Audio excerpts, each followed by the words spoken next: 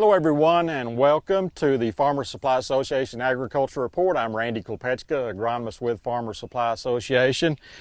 Well, the story is quickly becoming heat and dry conditions. That's where we're at. We're taping on June 16th for this month's program, and things have really changed weather-wise.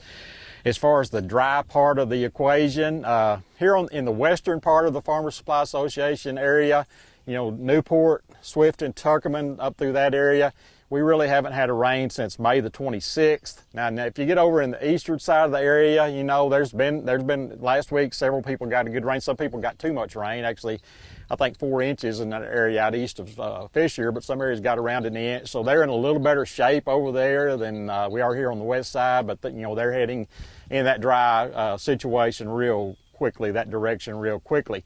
Temperature-wise, everybody kind of hit the heat wave on the same day. Sunday, this past Sunday is the day that things really went from the 80s to the mid-90s real quick. So, we're facing that double whammy of heat and dry conditions at the same time. So we're going to give an update on our crops and kind of talk a little bit, about what's going on, plus how the heat and dry conditions are affecting our crop out there. I want to start with wheat, and you can see behind me a wheat field that was harvested over this past weekend. So, wheat harvest is going now. It still hasn't got into full gear in some places, but anyway, a lot of wheat is being harvested this week. It was too wet last week. We had showers every day, but this week, we've gotten dry, and wheat harvest is really going right now. So yields that I've heard so far, and it's really kind of early to get a true estimate, but the yields I've heard so far have been mainly in the 70s. Here's some reports that maybe some of this later wheat may be a little better than that too. So, it's not a bin-busting crop, but a good crop, and hopefully those yields will kind of ease back up, and we'll see a lot of 80s and maybe a little more than that. With the wet spring we had, even though the wheat looked good from the road, we kind of expected maybe not to be a bumper crop just because of those wet conditions. Wheat does not like a lot of wet weather. It needs moisture, but not a lot of wet weather. So anyway, as harvest goes on, hopefully those yields will pick up a little more, but not a bad crop at all. So that's kind of where we're at with wheat. I want to switch gears and change directions. We've got a rice field over on this side, and I want to talk about rice, this rice situation right now and how it's going. The one good thing about this dry period that we've really had some good conditions as far as getting our urea out on dry ground. And, I talk about that about every year. The most efficient way to get nitrogen fertilizer on your rice is to get that urea out on white dry ground, get a flood across it as soon as we can. And as you can see in this field right here, it just really looks awesome. And again, most of that, I think I've gotten 2 calls so far this year on less than ideal conditions for putting fertilizer urea out on dry ground. Both of those were from our wind store over east of here. So, that's otherwise we've had great conditions for getting our fertilizer out on dry ground. So we look for tremendous efficiency from nitrogen from a rice crop, and that always sets us up for good yields. If you have a good stand, get that urea out on dry ground, get some good weather, we're set up for good yields in rice. So hopefully that'll happen. Hopefully these temperatures will moderate as we get into the reproductive stage of rice. And again, we'll be set up for a good crop. We're still ongoing with our urea applications. We've got later rice. It's just now coming up. So, this will be going on for basically the rest of the month. A little more small scale, but we'll still be fertilizing and flooding rice for a little while to come on some of this later rice.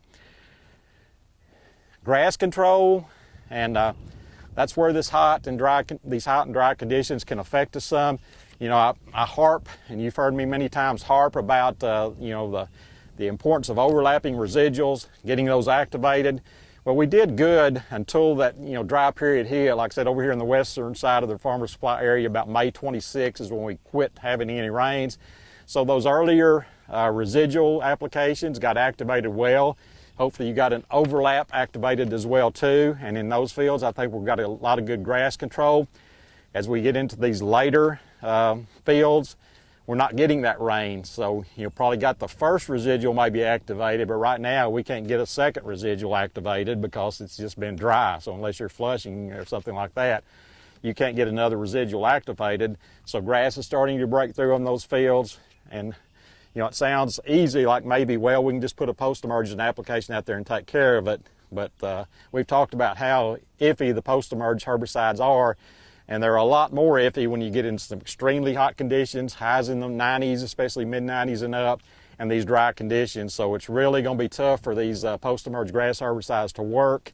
I think we'll see a lot of failures on some of these later rice fields. So again, that just goes to show you how important it is to overlap residuals and get them activated if you can. As far as those post-emerge grass herbicides, the group 1 herbicides, which ones we were talking about, maybe Rice Star and Clincher, that family of grass herbicides, their activity really goes downhill quickly when we get above 90 degrees in the daytime, and we're in the mid-90s plus right now. So those herbicides are not going to work well generally. Even if they've got moisture, they're probably still not going to work well just because of the heat effects on those herbicides. The group 2 herbicides, the ALSs, something like a regiment, we might be able to get better activity out of a regiment. Anytime we don't have good growth or of a weed or whatever, the control is going to go downhill, but I would look for maybe something like a regiment to still have better weed control. They recommend, of course, the triple play surfactant is recommended with regiment, and they recommend upping that rate to 1.5% from 1% of the adjuvant triple play or equivalent if you're trying to spray some barnyard grass on dry ground. Of course, we've also got the issue of resistance issues with ALS herbicides too, so no guarantee there. If they're resistant, it won't matter. But again, that might be where you want to turn to if you got barnyard grass and you're in these hot, dry conditions, is something like a regiment. So again, the weed control, the grass control is just getting tough because of these conditions.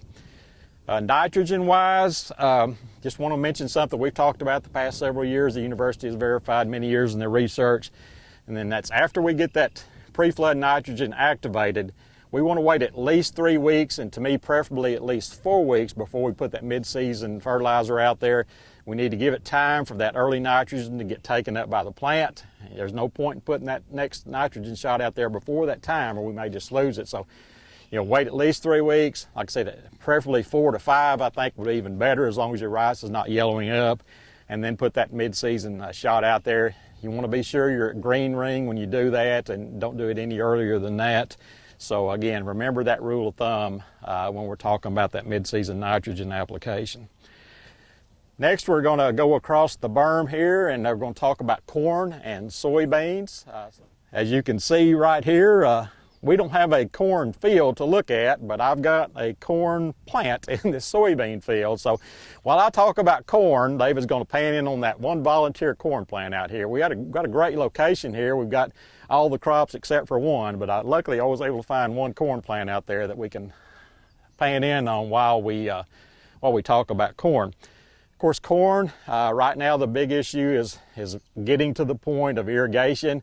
We're just now getting there in a lot of cases. We've had some, like I said, rains before, but we're quickly getting there if we're not already there, especially here on the west side. We're there. On the east side, they're getting there. So we've got to stay on top of our irrigation needs.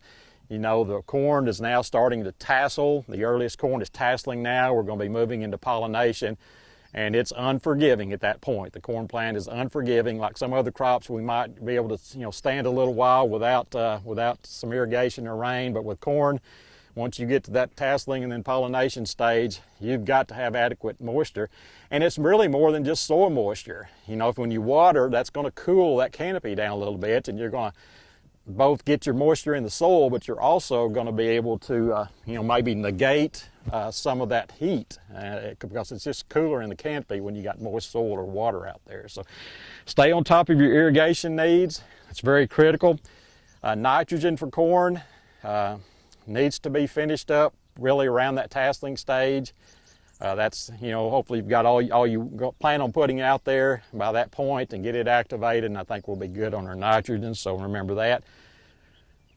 And if you're going to put a fungicide out on corn like a lot of people do nowadays, especially where they're pushing things, get that out by that brown silk stage, and I think you'll get the benefits of that. So just remember those things. Irrigation by far number one, getting your nitrogen finished up, getting a fungicide out there by the brown silk stage if we're going to use a fungicide. So that's where we're at with corn, and we'll move away from that one corn plant now, and we'll talk about soybeans. We've got a nice looking soybean field here, and like every year with soybeans, it's all across the board. You've got some fields like this. This field is actually blooming and setting pods out there, nearing canopy closure on these rows. And you know, on the other side of the coin, we've got bean fields that are, you know, the seed's still in the bag.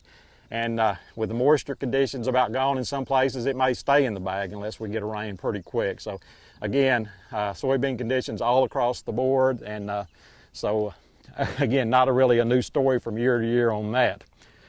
I want to talk a little bit about irrigation on soybeans. And one thing about soybeans, they're a little bit more forgiving than corn especially, and even rice, you know, as well. So you don't have to worry about pushing them. If we've got other things going on, the well's committed to some other crop. Again, beans are a little bit forgiving, especially before the bloom stage. You know, I think they can take a little more than sometimes we think they can. So, but once we get to the bloom stage and setting pods like this one, it becomes a different story. We really need to keep our water needs taken care of. Again, before that, again, it's not. I mean, they need moisture. Obviously, don't get me wrong, but it's not near as critical maybe as with some other crops. They are a little more forgiving at that point. So, again, irrigation is big. Weed control. Just like I talked with rice, some of our herbicides we use in beans are going to be affected greatly by these hot and dry conditions. Number one would probably be clethodim that we use for grass control in soybeans. It's in that same family, those group ones, as rice star and clincher. So, you know, as we get in these hot temperatures, if we're still dry, clethodim's probably not going to work as well for us. So keep that in mind. On the other hand, on soybeans, some of our most commonly used herbicides probably can withstand the heat and drought and still work pretty effectively when you use them. So we've got that going for us. You know, specifically something like Liberty, which is, you know, used in Liberty beans or XtendFlex beans or you know, Endless beans. I mean, any of those situations we can use the Liberty, and it actually likes the sunshine, the pretty hot temperatures. So we've got that going for us. You know, even the Enlist, the 2,4-D, you know, it's certainly going to be more tolerant of these conditions than something like a, you know, Group 1 grass herbicide. So we've got some things going for us on weed control, so take care of that. You don't have a lot of excuses on taking care of that. But again, try to do that before it gets just extremely, extremely dry. And, you know, in those situations, let's take care of our weeds while they're small and get that done. So that's kind of where we're at with soybeans and with our major crops. I want to finish up by talking about what I call adjoining crop management. You might say, what are you talking about here? And I'm talking about when you're planting crops in the spring, let's try to avoid getting these crops right next to each other, just, you know, adjoining each other across the turn row from each other. When there can be problems with herbicides from one of those crops getting on the other crop nearby, and causing problems. So we got to really keep that in mind. I had actually one of our farm members, you know, wanted me to talk about this, or he mentioned that. He said, man, I'll go on your show and talk about it myself, is what he told me. I said, well, I'll take care of it. So, you know, I know everybody's got the right to plant what they want to, and sometimes you don't know your neighbor, you can't plant with him, and sometimes things just work out that way. But if there's situations where you can avoid those problems, where we have adjoining crops next to each other that are sensitive to herbicides from the other crop, you know, let's try to avoid those where we practically can. I know sometimes you can't. Sometimes you definitely can't control what your neighbor does. But in situations where we can work together or plan out our own, you know, crop situation, let's try to avoid those real sensitive situations. I guess with rice, number one would be our conventional rice against our full page and clearfield rice, against our, you know, Max Ace and Previsia rice. Let's try not to get those things just, you know, right next to each other, because it's going to be hard to ever get the field sprayed, because, you know, there's such a good chance you're going to get it on the other varieties and cause damage. In soybeans, I think one of the big things is next to rice fields, if we can get some STS beans out there, maybe to kind of negate those effects of the permit, because permit is applied on so many acres of our rice, that if we can, you know, get some STS beans near those rice fields that are going to be sprayed with permit, that'll help on some of those herbicide issues right there. So again, there's no law about it, and you can do what you want to. We're free to do what we want to on that. But if you can work with your neighbor or plan on your own farm, ways to avoid some of those issues, with adjoining crops and herbicides, try to keep that in mind over the off season. Maybe we can get a little better than that and avoid some of these situations, because it's really tough to get a lot of fields sprayed because of these situations. I know I or other consultants, we can recommend things, and sometimes they can never get put out, or they have to be delayed so much because we just can't spray because of that adjoining crop issue. So anyway, that's where we're at right now. We'll be back with you in July, and hopefully things have cooled down just a little bit. Not too cool, but maybe back down at the low to mid 90s at the worst, and maybe some lows down around 70 or something like that. Get some timely rains and get this thing going in the right direction. Until next time, this has been Randy Kopechka with your Farmer Supply Association Agri Report.